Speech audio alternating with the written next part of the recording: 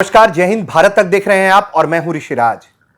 जब से मानव सभ्यता को इस बात का एहसास हुआ कि वो सर्वशक्तिमान हो सकता है, तब से ही वो लगातार शक्तियां अर्जित करने में जुटा है। कई बार ये शक्तियां आशीर्वाद हैं और कई बार ये शक्तियां अभिशाप। लेकिन यह बात निर्विवाद है कि मानव लगातार शक्तियां अर्जित कर रहा है। इन शक्तियों में जो इंसानी सभ्यता को सर्वशक्तिमान बनाने वाली शक्ति है, वो है परमाणु की।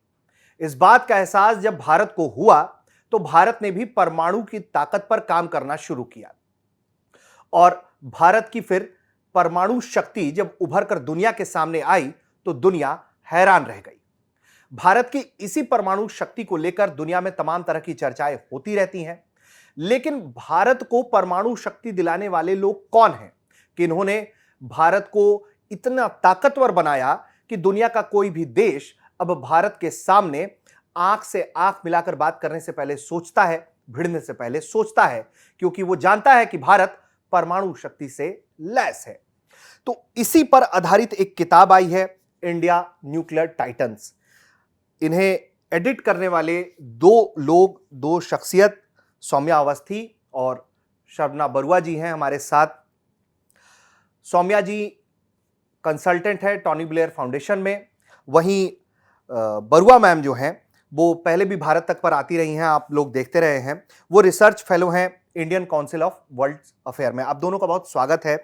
और सबसे पहले शुरुआत करेंगे इस किताब से ही कि इस किताब में आप देखेंगे तो कई अहम चेहरे हैं, उन चेहरों पर हम बात करेंगे, साथ में भारत की परमाणु नीति पर बात करेंगे और ये भी बात करेंगे कि भारत के सामने क्या चुनौतियां रही, अंदर की क्या कहानियां रही, ये सब कुछ आपको मिल जाएगा। तो सबसे पहले सौम्या जी, न्यूक्लियर ताकत से भरे जो लोग थे जिन्होंने भारत को परमाणु शक्ति प्रदान करवाई, कहां से ये कॉन्सेप्ट आया कि इसको एक किताब का शक्ल दिया जाए ताकि देश के लोगों को पता चले कि भारत ने कहां से कहां तक का सफर अब आज के दौर में हासिल किया है? सबसे पहले तो मैं भारत तक का शुक्रिया करूँगी कि उन्होंने हमें मौका दिया और हम अपनी किताब के बारे में यहाँ बात कर सकते हैं। इस किताब के पीछे थोड़ी सी इंटरेस्टिंग एक जर्नी है। जब हम लोग पीएचडी में नए-नए स्कॉलर्स एडमिशन लेके आए थे, तो उस वक़्त हमारे प्रोफ़ेसर्स ने हमें एक टास्क दिया कि आपको आपके हिसाब से ऐसी कौन-सी शख्सियत है, जिसने आपको एक तरीके से प्रेरणा दी है और उनके साथ-साथ उन्होंने ऐसा क्या कार्य किया है जिससे आज के दिन में हम परमाणु शक्ति बन पाए हैं। तो जब हमें ये टास्क मिला तो हम सब उतनी ही ऊर्जा के साथ काम करने के लिए तैयार हुए। सबने अपने-अपनी व्यक्तित्व को चूज़ करा कि हम इनके ऊपर काम करेंगे, हम इनके ऊपर। तो इस तरह से सबने अपना काम किया। 2 महीने का वक़्त मिला था। हम सब ने उनके परिवार के लोगों से मुलाकात करी, इंटरव्यूज़ किए, जानने की कोशिश करी कि ये शख्सियत जो थी वो कैसी थी? मतलब उनकी वो किस तरह के परिवार से आते थे और उनकी जर्नी और उनकी कॉन्ट्रिब्यूशंस क्या रही हैं हमारी, उन्होंने क्या योगदान दिया हमारे भारत को। तो ये सोच के साथ जब हमने प्रोजेक्ट्स ख़त्म करे तो मेरी सहकर्मी जो हैं शबाना और मैंने ये सोचा कि इतना इम्पोर्टेंट प्रोजेक्ट जो हमने किया है ये बहुत महत्वपूर्ण है कि लोग इसके बारे में जानें और क्यों ना हम इसको एक किताब का रूप दें। तो वहाँ से हमने इस आइडिया को अपने इम्प्लीमेंट किया और एक किताब के बारे में डिस्कशन स्टार्ट की। हमारे साथ कई नए लोग जुड़े, ना सिर्फ हमारे बैच के लोग बट हमने बाहर जो एक्सपर्ट्स हैं, न्यूक्लियर स्टडीज़ एक्सपर्ट हैं, उन सबको अप्रोच किया, उनसे बातचीत शुरू करी कि क्या वो हमारे साथ जुड़ना चाहेंगे। तो बहुत ही उत्साह के साथ उन्होंने भी हमें रिस्पॉन्स दिया और कहा कि ये तो बहुत अच्छी चीज़ है, एक शुरुआत है। देश में कभी पहले किसी ने इस तरह का प्रोजेक्ट नहीं किया। तो उन सब ने हमारे साथ मिलके इस प्रोजेक्ट को ये रूप दिया और आज हमारे हाथ में 25 साल जो पोखरण 2 के हो गए, उसके उपलक्ष्य में हम बहुत खुश हुए कि हमारे हाथ में ये किताब थी। इस किताब का जो फॉरवर्ड है वो डॉक्टर अनिल काकोडकर जी ने लिखा है, जो कि इंडिया के बहुत बड़े फिजिसिस्ट माने जाते हैं और वो एटॉमिक एनर्जी कमीशन के चेयरमैन भी रह चुके हैं। और उन्होंने अपनी तरफ से खुशी-खुशी इस पे एक फॉरवर्ड लिखा, काफ़ी लंबा फॉरवर्ड है अगर आप पढ़ें, और उन्होंने अपने इम्प्रेशंस के बारे में बात की। तो इसकी जर्नी ऐसे शुरू हुई और बीच में हमें काफ़ी चैलेंजेस का सामना भी करना पड़ा। हमें पब्लिशर नहीं मिल रहा था, लोग हमारे पास से पुल आउट कर रहे थे कि हम नए स्कॉलर्स के साथ कैसे अपना नाम जोड़ें। एक चैलेंज वो भी था कि हम कैसे प्रूव करें कि ये जो काम है ये ना सिर्फ हमारे करियर के लिए बट देश के लिए बहुत ज़रूरी है जानना। एज अ रिसर्च स्कॉलर हमारी ये रिस्पॉन्सिबिलिटी है कि हम लोगों को सही बात पहुंचा पाएँ। तो हमने इस माध्यम से ये बात पहुंचाई और वितास्ता पब्लिशर ने हमें फाइनली सपोर्ट किया और हम इस किताब को लेकर आ पाए।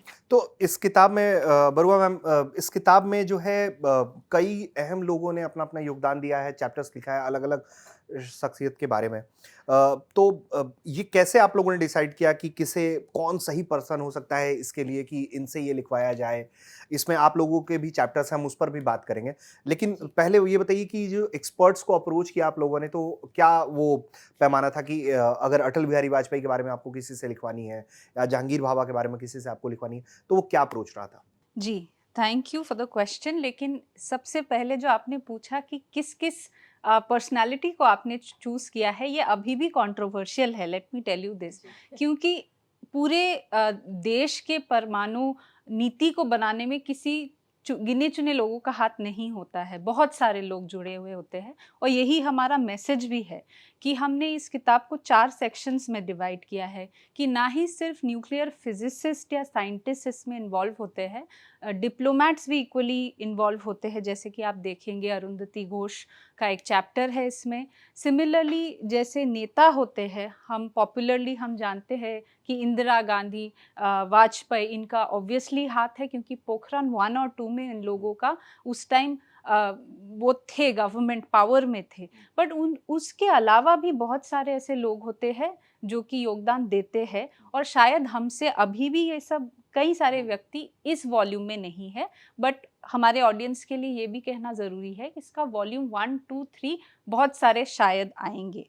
बट आपके जो सवाल है कि हमने किन लोगों को चुना और उन्होंने क्या कहा, कैसे अप्रोच किया, जैसे सौम्या जी ने कहा है कि ये हमारे यूनिवर्सिटी में, जो कि जेएनयू में, हमें एक प्रोजेक्ट दिया गया था, डिसआर्मामेंट साइंस टेक्नोलॉजी करके एक पेपर हम पढ़ते थे उस टाइम पे। और छात्र के हिसाब से जो भी हमारे क्लास में रहते थे और उनका रिसर्च डीप नॉलेज के ऊपर बेस था।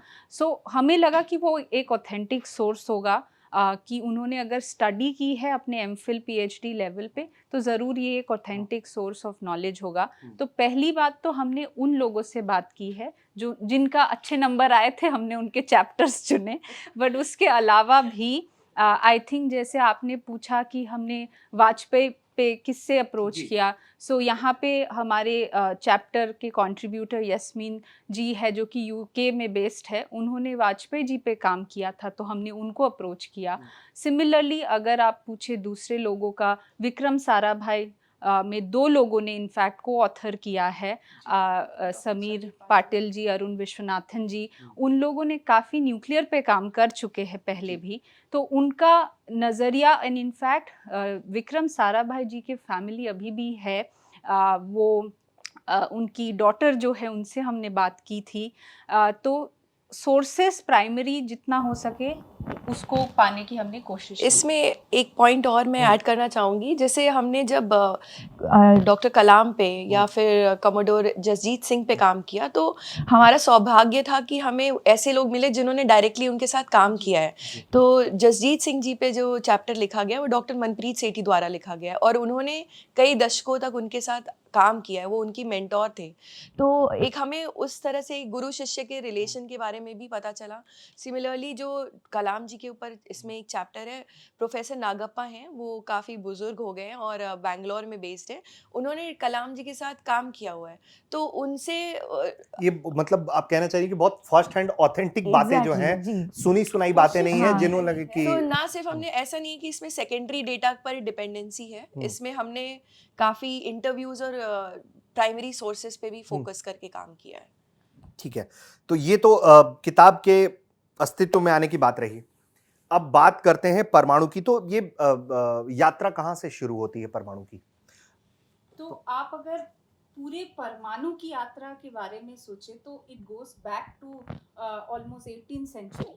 कि पहले हम जब किसी ने यूरेनियम डिस्कवर किया था, उसके बाद जैसे जॉन डाल्टन है, उन्होंने एटम को इंडिस्ट्रक्टिबल बताया था, लेकिन बाद में हमें पता चला एटम इज नॉट इंडिस्ट्रक्टिबल, उसमें इलेक्ट्रॉन, प्रोटॉन, न्यूट्रॉन होता है। इनफैक्ट इस किताब के इंट्रोडक्शन में वो हिस्ट्री बताई गई है, क्योंकि हमारे देश में इवन जब हम पढ़ रहे थे, हमें जो विज्ञान होता है, परमाणु विज्ञान के बारे में सिर्फ साइंटिस्ट ही पढ़ते हैं। सोशल साइंस के या स्ट्रैटेजिस्ट पढ़ने की उनको वो सुविधा मैं नहीं कहूँगी, बट उनको वो ज़रूरत नहीं पड़ती है। लेकिन आई थिंक ये अच्छा सवाल उठाया आपने कि परमाणु की बैकग्राउंड क्या है, all the way back to 1800 कुछ में जॉन डाल्टन की थ्योरी थी, फिर उसको ऑलमोस्ट डिसप्रूफ किया गया कि इलेक्ट्रॉन, प्रोटॉन ये सब होता है। फिर रेडियो एक्टिविटी होती है कि एक जो कि इनफैक्ट यूरेनियम जो कि मेन सोर्स है, one of the sources of nuclear weapon technology है,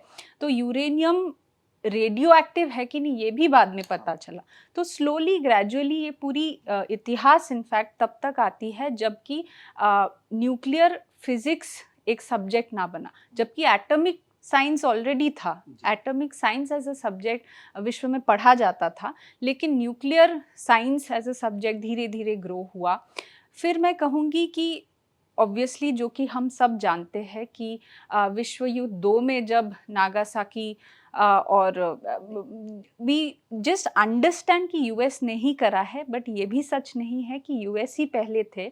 इनफैक्ट 1942 के करीब सोवियत यूनियन ने भी एक प्रोग्राम शुरू किया था न्यूक्लियर पे, बट इवेंचुअली यही सच है कि जिसने, जैसे आपने इंट्रोडक्शन में कहा, जिसने वो शक्ति यूज़ किया है वही विजय है, और यही हुआ है विश्व युद्ध 2 में।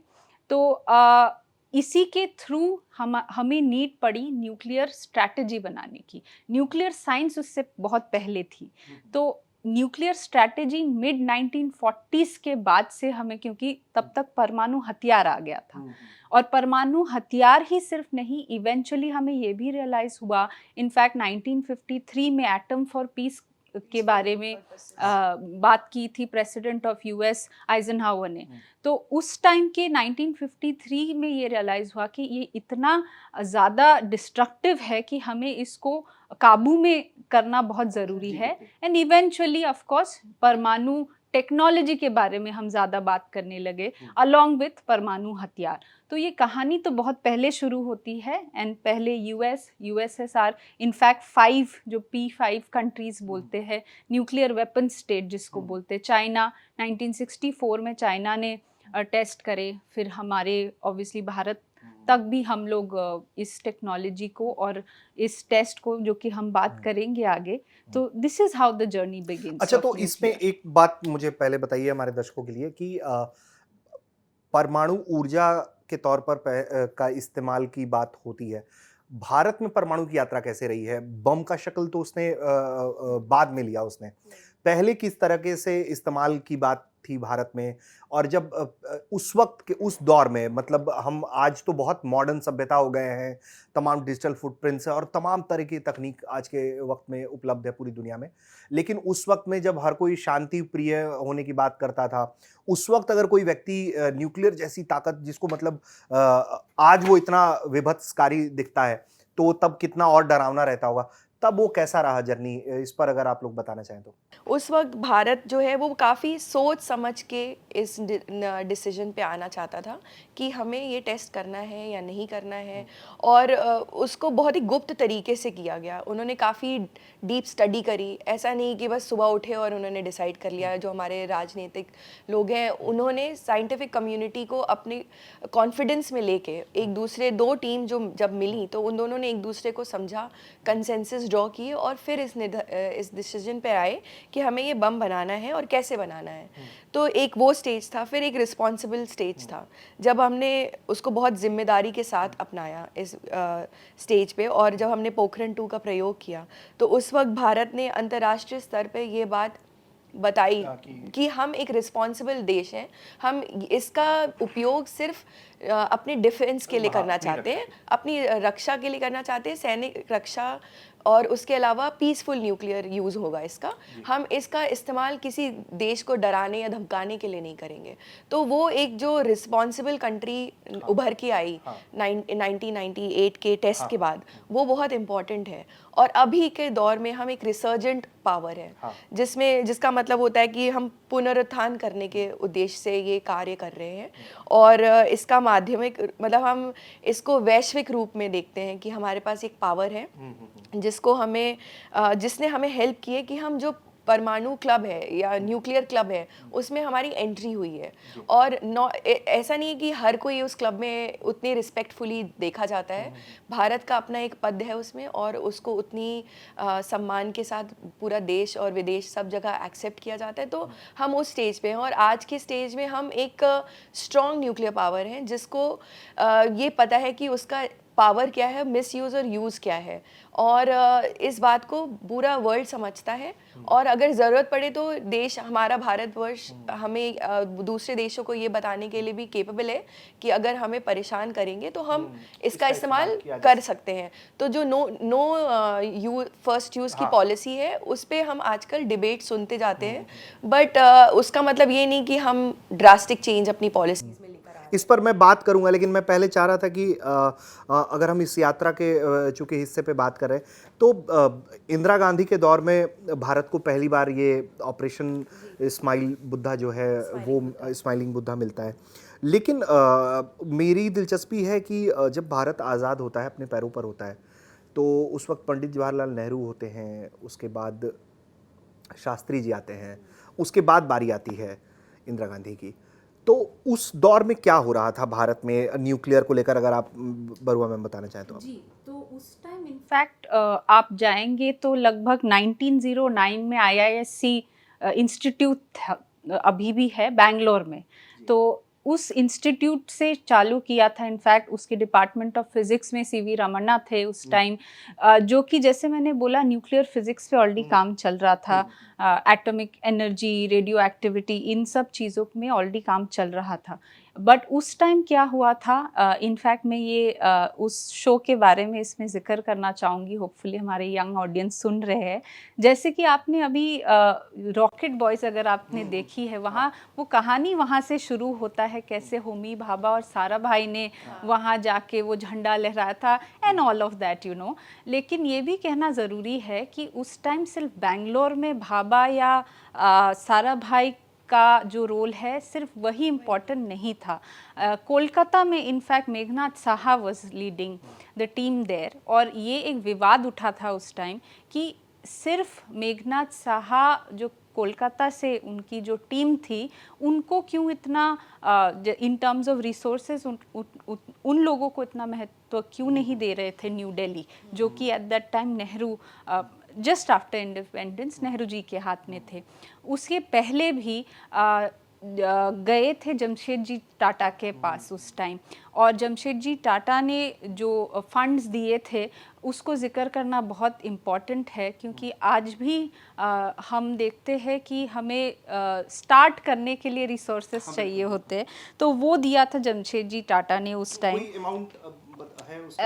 एग्जैक्ट अमाउंट तो मुझे याद नहीं है, बट उन्होंने काफ़ी फंडिंग दी थी उस टाइम। मुझे किसने अप्रोच किया था उनको? ये भाभा ने अप्रोच किया था। इनफैक्ट उन्होंने और लोगों को भी अप्रोच किया था और प्रपोजल भी गया था। ऐसा नहीं है कि वो एक्चुअली रिश्तेदार भी थे इन सम पारसी फैमिली से बिलोंग करते थे, तो वो एक कम्युनिटी का भी एफिलिएशन होने की वजह से। और उस टाइम CSIR भी था, शांति स्वरूप भटनागर उसको रन कर रहे थे। सो अलग अलग स्टेट्स में इनफैक्ट थोड़ी थोड़ी अटेम्प्ट्स हो रही थी, बट कोलकाता वर्सेस बॉम्बे ये एक विवाद उठा था कि क्यों बॉम्बे के जो साइंटिस्ट थे उनको क्यों ज़्यादा रिसोर्सेज प्रायोरिटी क्यों मिली जाती है। And in fact after independence of course Bhabha और पंडित नेहरू की ट्यूनिंग बहुत अच्छी थी। आई थिंक ये जनता आजकल जानती है, और उसके वजह से कहा जाता है कि होमी भाभा को काफ़ी प्रोटेक्शन भी मिला in terms of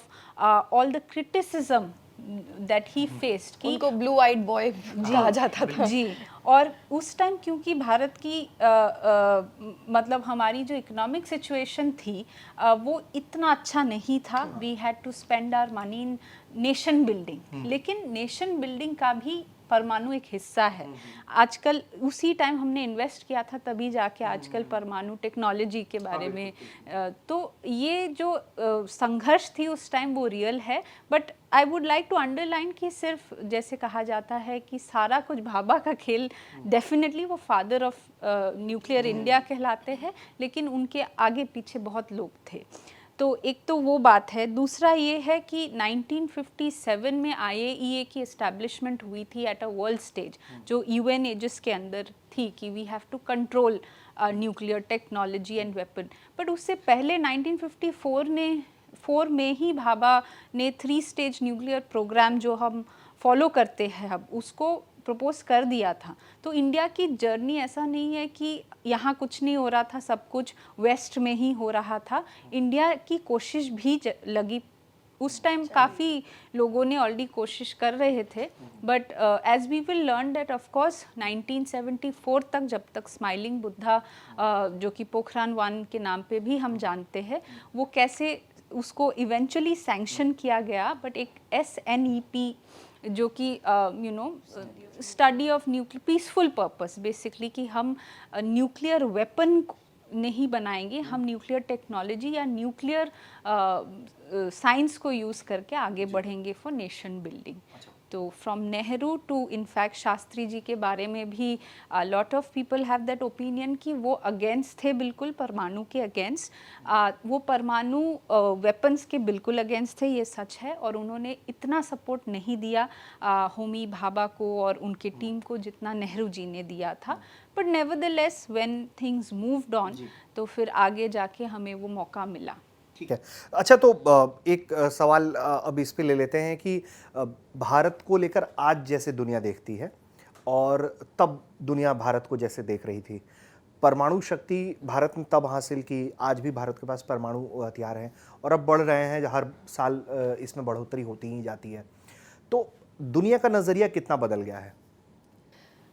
मेरे हिसाब से दुनिया का नज़रिया काफ़ी हद तक बदला है. पहले भारत को एक सबमिसिव कंट्री समझते थे और उसको देखते हुए काफ़ी डिस्क्रिमिनेटरी, भेदभाव के तौर से बातचीत होती थी. हमें निचले दर्ज पे रखा जाता था. बट जैसे जैसे हमारे देश के नेता या जो देश के प्रधानमंत्री और राष्ट्रपति रहे, उन लोगों ने देश को आगे बढ़ाने का जो जज्बा कायम रखा और उस न्यूक्लियर स्टडी पे फोकस करते रहे, उसको कभी छोड़ा नहीं. कम ज़्यादा होता रहा बट उन्होंने कभी इसको कंप्लीटली डिसरिगार्ड नहीं किया. तो हमें वो जो मेहनत थी उसका फल आज के दिन में मिलता है, ना सिर्फ राजनीतिक तौर पे, पर जो हमारे डिप्लोमेट्स रहे हैं, जो अरुंधति घोष जैसे हमारे इसमें उनका मेंशन किया हुआ है, एम्बेसडर अरुंधति घोष, उस तरीके से, या के सुब्रमण्यम रहे हैं, इन लोगों ने भी काफ़ी इंपॉर्टेंट रोल प्ले किया. हम उनकी भूमिका पर भी आएंगे, मतलब ये दर्शकों की जानकारी के लिए कि हम उनके बारे में बात करेंगे. के सुब्रमण्यम के बारे में बता दूं कि वो जयशंकर के जो मौजूदा विदेश मंत्री हैं, उनके पिताजी रहे हैं, वो सीनियर डिप्लोमेट रहे हैं और भारत में उनका एक बड़ा कदर है. हम उनके हिस्से पर बात करेंगे. आप प्लीज कंटिन्यू करिए. जी, तो जो इन लोगों का रोल है वो भी बहुत इम्पोर्टेंट है, इसलिए क्योंकि आज जो हमारा देश है वो असर्टिव नेशन बन के आ रहा है. ये मेरा मानना है, ये किसी का इंडोर्समेंट नहीं है. बट मेरे हिसाब से हम पहले एक सबमिसिव कंट्री थे और आज के दिन में हम एक असर्टिव नेशन बन के आ रहे हैं. और इसका श्रेय हमारी कम्युनिटी को जाता है जिसने इस न्यूक्लियर पे काम किया. और जब हम नेगोशिएशन टेबल पे आज के समय पे बैठते हैं तो हम उतनी ही दृढ़ता के साथ बात कर पाते हैं जितनी दृढ़ता के साथ कभी सिर्फ वेस्टर्न कंट्रीज़ या न्यूक्लियर पावर्स बात करती थी. तो ये एक चेंज डेफिनेटली नज़र आया है. दूसरा चेंज मुझे जो नज़र आता है कि हम निर्भीकता से न्यूक्लियर की नो फर्स्ट यूज पॉलिसी को डिस्कस कर पाते हैं. क्योंकि हमें पहले ये डर था कि हमारे ऊपर सैंक्शंस लगते थे, हमारे से लोग अपने रिश्ते ख़त्म कर देते थे. वो चीज़, वो डर, वो भय अब हमारे दिल से निकल चुका है. तो हम निर्भीकता से इस पर डिस्कशन कर पाते हैं. ठीक है. अच्छा, तो अब एक सवाल ये भी है कि पोखरण 1 और पोखरण 2, चूँकि 2 बड़ी उपलब्धियां भारत ने हासिल की और उसके बाद तमाम काम हुए, क्या चुनौतीपूर्ण ज़्यादा था, पोखरण 1 या पोखरण 2? पहले तो ये जानते हैं कि पोखरण 1 और पोखरण 2 में थोड़ा फ़र्क क्या है। पोखरण 1 का जो टेस्ट था इंदिरा गांधी के दौर पे था, उस टेस्ट का नाम स्माइलिंग बुद्धा था। और जब वो टेस्ट हुआ था तो एक वो फिजन टेस्ट था और सिर्फ 12 किलो टन का उसमें टीएनटी का ऊर्जा निकली। तो इसमें ये क्या होता है, ये मतलब ये कितना अलग था, आप अगर पोखरण 2 से बता जी, पाए? तो फिजन में क्या होता है कि एटम को हम 2 हिस्सों में तोड़ते हैं और फिर एनर्जी क्रिएट होती है जिसको हम फिर स्टोर करते हैं और आगे प्रोसेस होता है। ये एक फिजन टेस्ट था। जब हम पोखरण 2 की बात करते हैं जिसका नाम ऑपरेशन शक्ति था और वाजपेयी उस समय के प्रधानमंत्री थे, तो उस टाइम पे हमने अगेन ये एक कंट्रोवर्शियल क्वेश्चन है कि 2 टेस्ट हुए कि 3 टेस्ट हुए, उसको हम साइड कर देते हैं। बट बात ये कि उस वक्त हमने फिजन और फ्यूजन दोनों किया था और उस वक्त हमने 45 किलो टन का टीएनटी या ऊर्जा इस्तेमाल करी थी। तो ये तो इनका। और फ्यूजन में क्या होता है कि हम 2 एटम्स को मिला करके एक बड़ा एटम क्रिएट करते हैं और फिर एनर्जी क्रिएट करते हैं। तो फिजन और फ्यूजन में ये बेसिक साइंस का फ़र्क है। हम आर्ट्स के स्कॉलर्स हैं तो इतना ही बता पाएंगे अपने दर्शकों को, बट जो हमारे साइंटिफिक कम्युनिटी वो हमें ज़्यादा अच्छे से समझा सकती है। बट ये मोटा मोटा फ़र्क था। दूसरा, अगर आप बात करें कि नेहरू और गांधी इंदिरा गांधी और वाजपेयी के डिसीजन में क्या फ़र्क था, तो जब इंदिरा गांधी ने टेस्ट किया था तो उन्होंने ये सिर्फ टेस्ट के तौर पे किया था कि क्या हम ये कर सकते हैं, और इसमें हम सक्सेसफुल हुए क्योंकि हमने टेस्ट करा। बट उसका एजेंडा नहीं था कोई, बस हम एक टेस्ट करके देखना चाह रहे थे कि क्या हम कैपेबिलिटी हमारे अंदर आ गई है कि नहीं। तो जब वाजपेयी ने उस टाइम पे इंदिरा गांधी को काफ़ी मॉरल सपोर्ट दिया कि ये टेस्ट बहुत ज़रूरी था और किया गया, बट उसको टेस्ट करके सिर्फ छोड़ दिया गया था, उसके आगे की कार्रवाई नहीं करी गई थी। तो जब वाजपेयी प्रधानमंत्री बने तो उन्होंने उस टेस्ट को 2 कदम आगे बढ़ाया। तो उन दोनों में बस इतना फ़र्क है कि उन्होंने टेस्ट को कैपेबिलिटी टेस्टिंग के तौर पे लिया और वाजपेयी गवर्नमेंट ने इसको एक डिफेंस कैपेबिलिटी के तौर पे लिया। और ये बात हमारे विदेश तक पहुंच, मतलब देश विदेश में हथियार बनाने का जो काम था वो 98 के परीक्षण के बाद शुरू हुआ कि हमने उसको उस लेवल पे भी टेस्ट कर लिया कि हम हम केपेबल हैं इसको करने के लिए। और अगर आप थोड़ा और डिटेल में जाना चाहें और समझना चाहें कि क्यों ऐसा था या क्या सरकार की चेंज के हिसाब से डिसीजन चेंज हुआ, तो मतलब हम पूरी तरीके से उसको सहमत नहीं है या डिसाइड नहीं कर सकते कि यूपीए ऐसा सोचती है और बीजेपी एनडीए ऐसा सोचती है। पर हाँ, अगर आप एनडीए की अगर थोड़ी बात करें और उनकी हिस्ट्री जाने तो हमेशा से देखा गया कि वो नेशनलिज्म को लेके काफ़ी फोर्सफुल रहे हैं। यूपीए गवर्नमेंट भी नेशनलिज्म को लेके काफ़ी फोर्सफुल रही है, बट एक सटल डिफरेंस है दोनों के बीच में। तो वो हमें forceful impact of nuclear test Vajpayee government के टाइम। तो ये तो परमाणु 1 और परमाणु 2 की बात रही। बात कर लेते हैं, चूंकि परमाणु 2 पोखरण 2 माफ करिएगा, उसके परीक्षण के बाद जो है पाकिस्तान भी सीन में आता है और पाकिस्तान भी न्यूक्लियर टेस्ट करता है। हमसे बाद में पाकिस्तान आया इस फ्रेम में न्यूक्लियर परीक्षण में। आज के दौर में उसके पास हमसे थोड़े ज़्यादा परमाणु बम हैं। लेकिन इसमें एक तो ये सवाल है कि पाकिस्तान इतनी तेज़ी से कैसे बढ़ा इसमें, और दूसरा इसमें ये सवाल है कि जो डर भय शुरुआत में भारत को लेकर दिखाया गया, जितने हार्श प्रतिबंध भारत पर लगाए गए, वो रुख हमें पाकिस्तान को लेकर देखने को क्यों नहीं मिला बहुत ज़्यादा? जी, तो पाकिस्तान का जो न्यूक्लियर प्रोग्राम है वो टेस्ट इसीलिए इनफैक्ट ये कहा जाता है कि उनको एक एक्सक्यूज़ मिला कि भारत के टेस्ट करने के बाद उनको एक मौका मिला जस्टिफाई करने का कि हम भी टेस्ट कर सकते हैं। This is point number 1। दूसरा ये बात है कि नंबर ऑफ वॉरहेड्स जो होता है, न्यूक्लियर वॉरहेड्स, वो ज़रूर हमसे आगे निकल गए, लेकिन हमारी भी एक ये पॉलिसी, हम परमाणु हथियार बनाते क्यों हैं? डेटरेंस के लिए। उसमें 1 हो 10 हो उसका कोई अंतर शायद नहीं है। अब हम यूज़ करेंगे कि नहीं उस पर अलग विवाद हो सकती है। इंडिया का पॉलिसी है नो फर्स्ट यूज़, कि हम पहले कभी भी परमाणु हथियार यूज़ नहीं करेंगे। तो इंडिया का ये मानना है, जैसे सौम्या जी ने कहा है, ये कंपटीशन नहीं है हमारा, है मिनिमम क्रेडिबल डेटरेंस होना चाहिए, कि मिनिमम हो लेकिन वो क्रेडिबल भी हो, कि हम एक ऐसा जैसे कि इन्होंने पहले बताया पोखरण 2 फ्यूजन डिवाइस मतलब हाइड्रोजन बॉम्ब होता है, तो हाइड्रोजन बॉम्ब एक हो 10 हो उससे फ़र्क नहीं पड़ता है। तो हमारे पॉलिसी या हमारे सोच को रिफ्लेक्ट करता है और पाकिस्तान के सोच को रिफ्लेक्ट करता है कि कंपटीशन कितना होना चाहिए। एक इंटरेस्टिंग किताब है ईटिंग ग्रास, आजकल स्पेशली ये याद इसीलिए आ रहा है कि पाकिस्तान इकोनॉमिक सिचुएशन जिस टर्मोइल से गुजर रहे हैं, और आज भी इनफैक्ट चाइना के साथ उनका रिसेंट एक न्यूक्लियर पावर प्लांट के ऊपर एक डील बिल्कुल वो ये उनका ऑब्वियसली पॉलिसी पाकिस्तान का अलग है, उसमें मैं बहुत ज़्यादा तो नहीं बात करूँगी, बट वो एक रिफ्लेक्ट करता है वो कैसे सोचते हैं।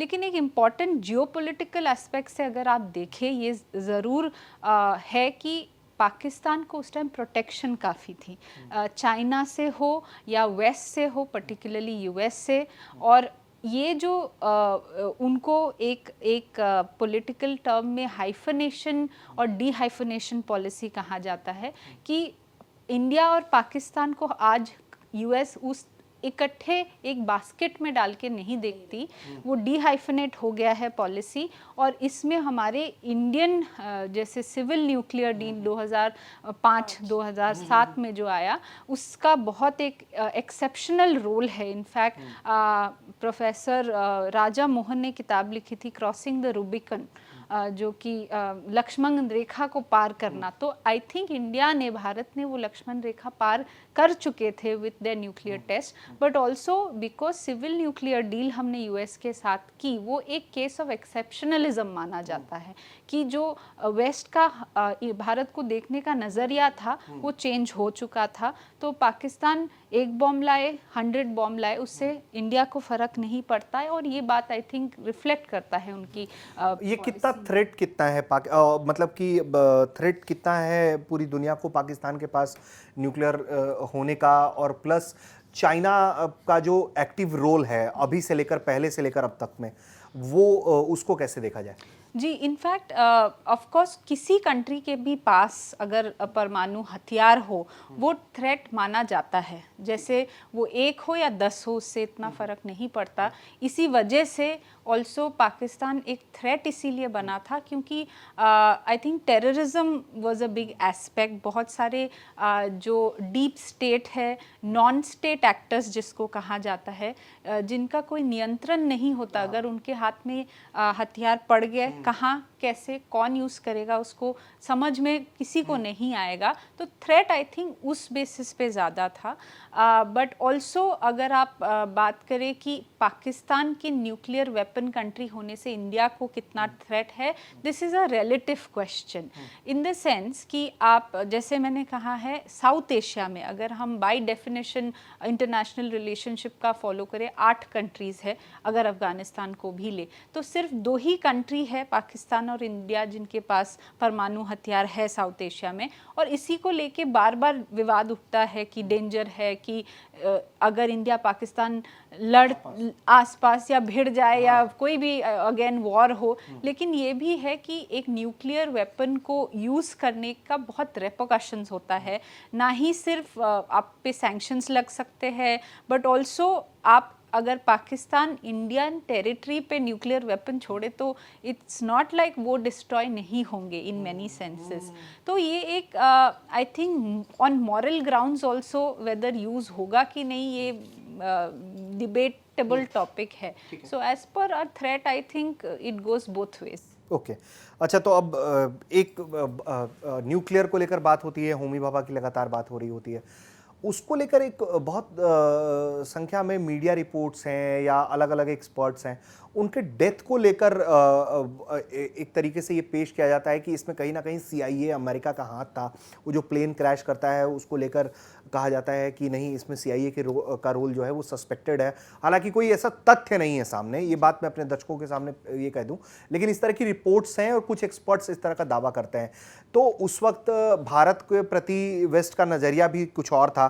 तो क्या उसमें आप लोग भी पाती हैं अपने पढ़ाई के दौरान, रिसर्च के दौरान या बातचीत के दौरान कि इस तरह का कोई वाकई में एक सस्पेक्टेड रोल हो सकता है? देखिए, सस्पिशन ऑलवेज हो सकता है, ऐसा नहीं है कि सस्पेक्ट नहीं कर सकते, कोई किसी को भी सस्पेक्ट कर सकता है, स्पेशली उस टाइमिंग को लेके, क्योंकि उस टाइम भारत एक ऐसे जैसे कि मैंने कहा जी, वो फादर ऑफ न्यूक्लियर इंडिया माने जाते हैं और थे भी। तो उस टाइम बहुत सारे वेस्टर्न कंट्रीज़ भी हेल्प कर रहे थे हमें कनाडा से रिसोर्स आ रहे थे, यूके से। तो ऐसा नहीं है कि हम एकदम ही अकेले थे, लेकिन यस हमारा जो रोल या हमारी जो आगे बढ़ने की स्पीड थी वो देख के शायद यूएस कंफर्टेबल नहीं थे, तो वो सरप्राइज थे ज़रूर। और इसीलिए कहा जाता है कि शायद सीआईए का रोल था कि जो main father of nuclear India को ही अगर हम मिटा दे तो शायद आगे नहीं बढ़ पाएंगे, जो कि ऐसा नहीं था।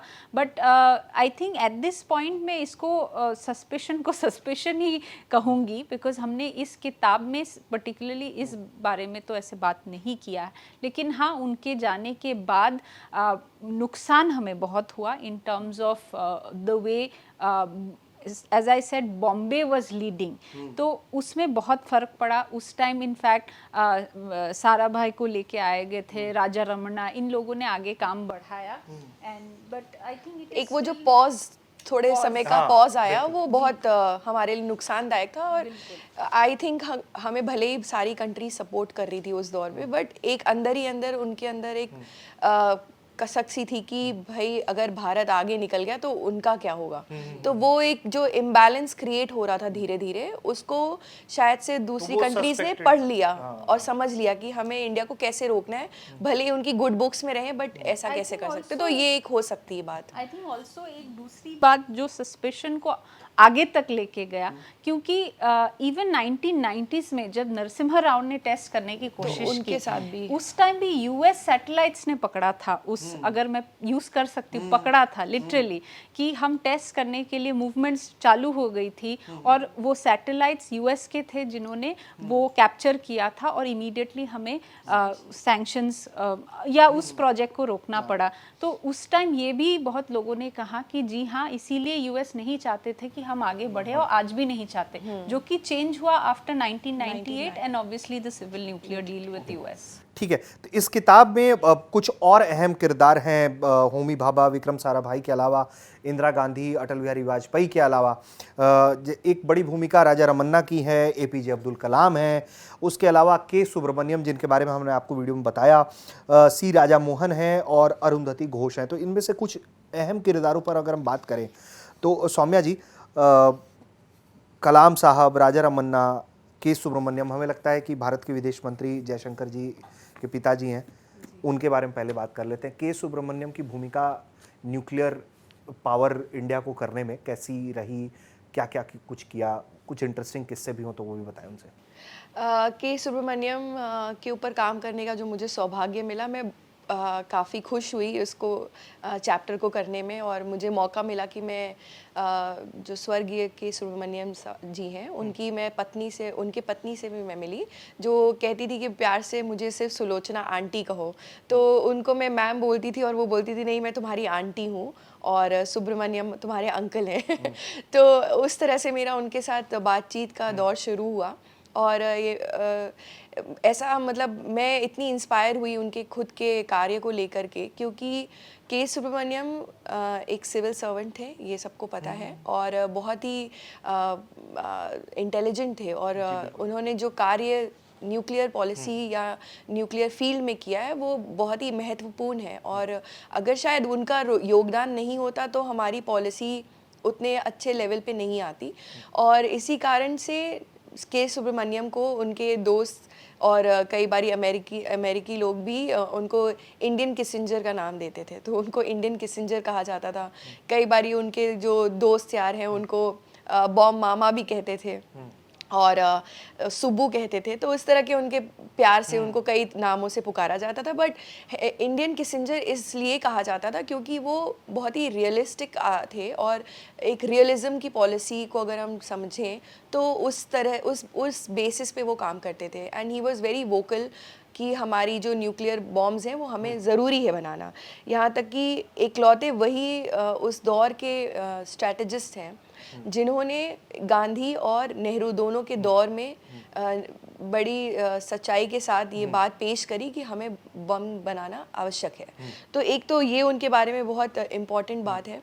दूसरा ये मुझे पढ़ के पता चला कि वो बहुत ही एंटी अमेरिकन स्टैंड था उनका, और वो इसलिए था because he was also a very patriotic human being, और इंडियन थे वो। और जब 1965 का वॉर हुआ तो उन्होंने एंटी अमेरिका स्टैंड लिया, क्योंकि अमेरिका ने हमारी मदद करने से इनकार कर दिया था। तो वो उस बात को लेके काफ़ी डिसअपॉइंटेड थे, और उन्होंने एंटी अमेरिका स्टैंड काफ़ी दिनों तक अपना रखा। और अगर हम उनके व्यक्तित्व के बारे में बात करें तो 1999 में उन्हें पद्म भूषण अवार्ड से नवाजा जा रहा था, बट उन्होंने उस अवार्ड को लेने से मना कर दिया। तो ये दिखाता है कि, और उन्होंने ये कहा कि जो जर्नलिस्ट हैं, ब्यूरोक्रेट्स हैं, जो सरकारी कर्मचारी हैं, उनको इस अवार्ड से दूरी बना के रखनी चाहिए। ये अवार्ड हमारे लोगों के लिए नहीं है।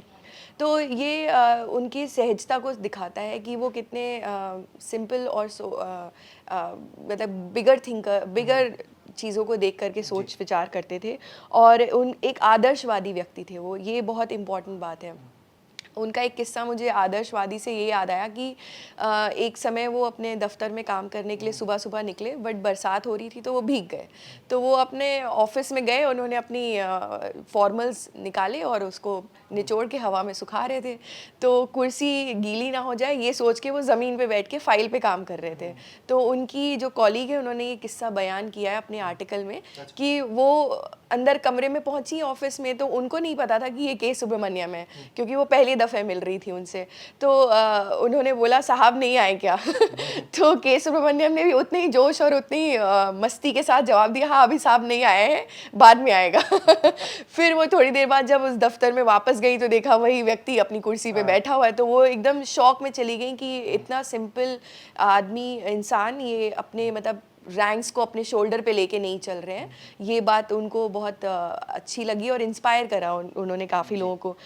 अगर हम बात करें कि उनका CTBT और NPT को लेके क्या विचार था, तो वो काफ़ी खिलाफ थे इस बात के कि जो हैव्स और हैव नॉट्स की डिवीज़न है, या साउथ वर्सेस नॉर्थ की डिबेट होती रहती है, तो उसको लेके वो काफ़ी अपसेट रहते थे, और अपने लेख के द्वारा वो लोगों तक ये बात पहुंचाते भी रहते थे कि जो ये डिस्क्रिमिनेशन है, भेदभाव है, ये हमारे देश के लिए अच्छी बात नहीं, और इसके बारे में वो आवाज़ उठाते रहते थे।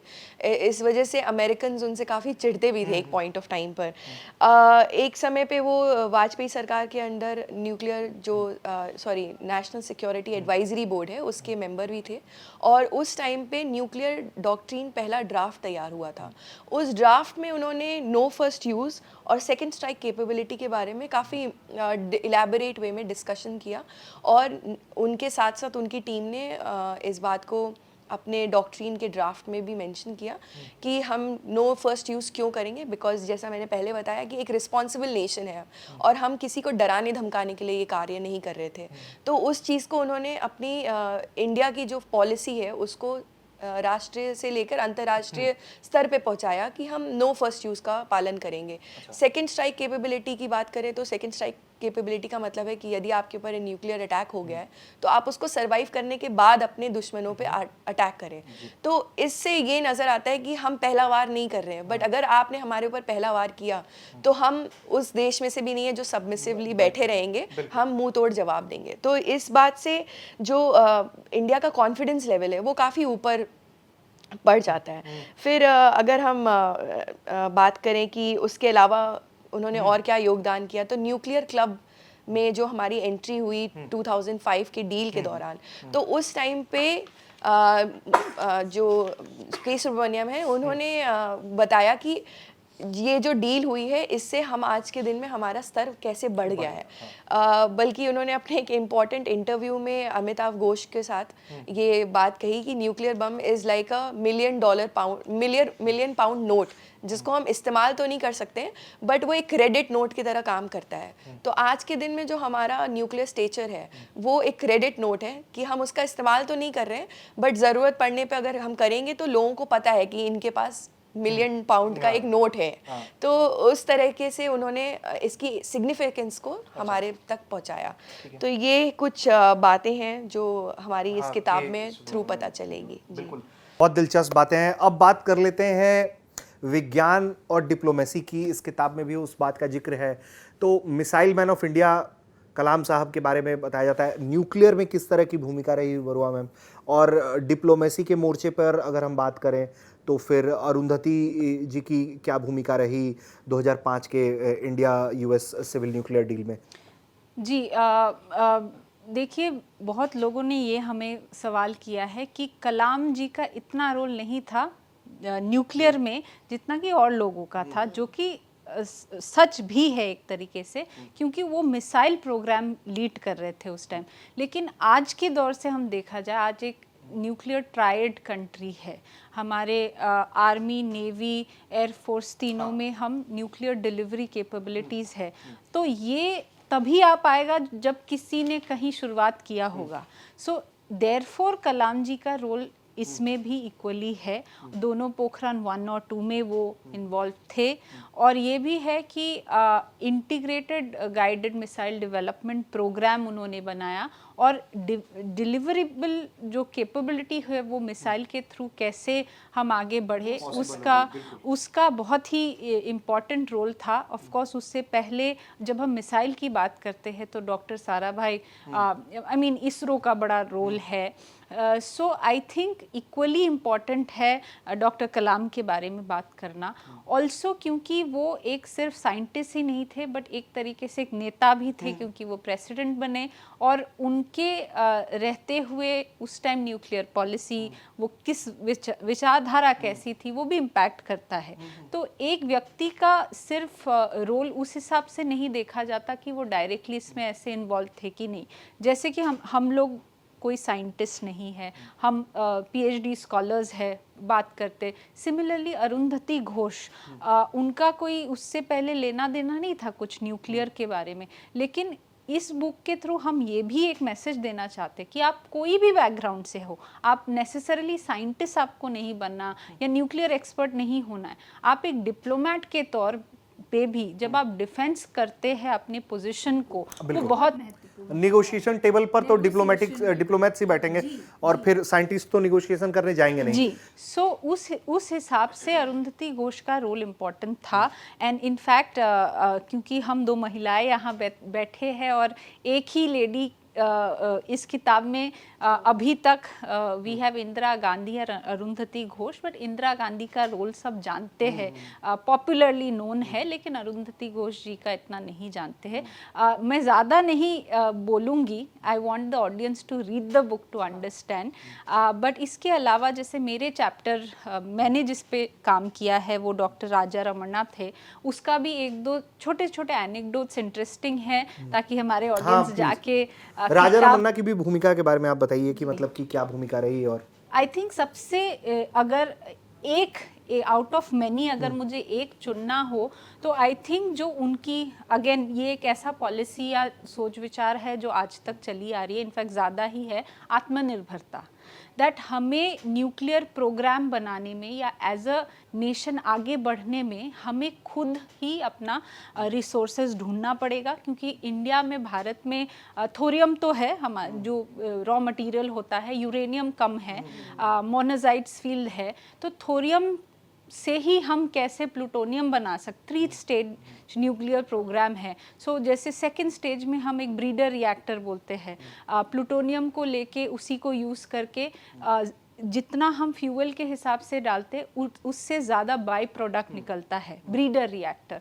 तो उन्होंने इन सब चीज़ों में ज़्यादा जोर दिया दैट हमें डिपेंडेंट नहीं होना है न्यूक्लियर प्रोग्राम में, हमें आत्मनिर्भर, जो आजकल पॉलिसी बन गई है ऑलमोस्ट, कि हमें आत्मनिर्भर होना है न्यूक्लियर प्रोग्राम को लेके। So I think in terms of contribution ये उनका बहुत बड़ा एक कंट्रीब्यूशन था। दूसरा, अगर हम छोटे मोटे एनेक्डोट्स की बात करें, just to make this conversation more interesting, और ये भी मैसेज देने के लिए कि सिर्फ आपको अपने जो प्रोफेशन है वही न्यूक्लियर को लेके ही आपको अड़े नहीं रहना। जैसे कि वो जब विदेश से आए थे, लंदन से आए थे और TIFR में वो जब गए थे तो होमी भाभा ने ये कहा, क्योंकि वो बहुत अच्छा म्यूजिशियन थे, वो पियानो बजाते थे और उन्होंने इनफैक्ट जब वो लंदन में थे उन्होंने ट्रिनिटी कॉलेज से पियानो क्लासेस कंटिन्यू किए, उन्होंने बजाया भी था, कॉन्सर्ट्स किए थे एंड उनको TIFR में 2 कमरे दिए गए थे, एक उनके पियानो के लिए और एक उनके लिए। तो उनकी इस बुक का भी यही कोशिश तो यही है, बायोग्राफिकल टेल्स, कि आपके जो आप शख्सियत जो है हर इंसान का, वो दोनों परमाणु which is such a important heavy subject मानते हैं। इनफैक्ट भारत में काफ़ी सीक्रेसी थी टिल फ्यू इयर्स बैक कि हम परमाणु के बारे में इतना नहीं बात करते हैं। अब बहुत सारी फाइल्स डिक्लासिफाइड हो गई है, स्टोरीज निकल रही है और it's easier to know about nuclear India. तो उस टाइम यही उनका था कि वो पियानिस्ट भी रहे और फिजिसिस्ट भी रहे।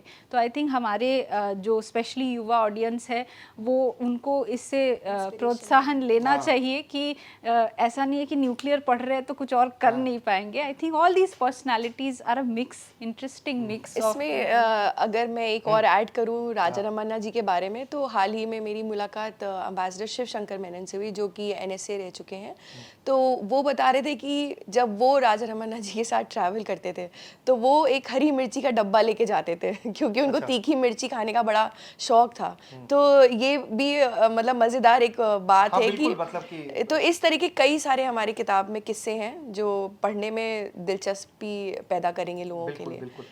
तो हम उम्मीद करते हैं कि हमारे दर्शकों को ये बातचीत पसंद आई होगी। आप जो किताब है अगर आप पढ़ना चाहें तो इंडिया न्यूक्लियर टाइटन्स, ये कहाँ कहाँ उपलब्ध है दर्शकों के लिए? ये अमेज़ॉन पे और फ्लिपकार्ट पे इस वक्त आना शुरू हो गई है और 1 डे डिलीवरी भी है, तो ऑर्डर कर सकते हैं। तो बिल्कुल आप इस किताब को पढ़ के भारत की जो न्यूक्लियर नीति है उसमें जो है वो क्या भूमिका रही उनकी, किन लोग कैसे लोग रहे और जिन्होंने काम किया वो कैसी शख्सियतें थी और कैसे इसको टेबल पर लाया गया और कैसे इसे एक प्रॉपर शेप दिया गया, ये सब कुछ आपको इस किताब में मिलेगा। हम उम्मीद करते हैं आपको ये बातचीत पसंद आई होगी।